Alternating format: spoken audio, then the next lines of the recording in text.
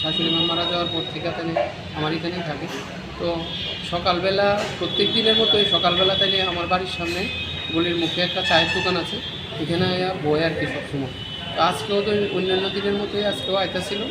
আর আসার সময় রাস্তা ক্রস করতে সময় উল্টা দিক থেকে একটা ট্রিপার গাড়ি TR01AW 1550 এই নাম্বারের ট্রিপার গাড়িটা ওনারে মানে ধাক্কা দেয়। তারপরে আমার ওই চায়ের দোকানের লোকটা আমার বাড়িতে গিয়ে খবর কর, তখন আমরা দৌড়ে বাড়ি থেকে আরও লোকের পাশের বাড়ির আরেকটা ভাইসো আইসি, সেটা ট্রিপার গাড়ির ড্রাইভারটাও তখনও এখানে দাঁড়ানো অবস্থায় আছিল।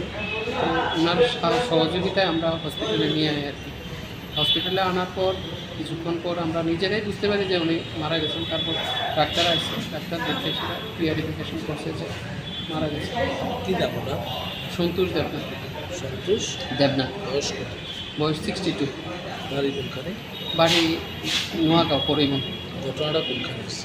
ঘটনা হয়েছে মধ্য কাশীপুর নিয়ার ফরওয়ার্ড ক্লাব। কটার সময়?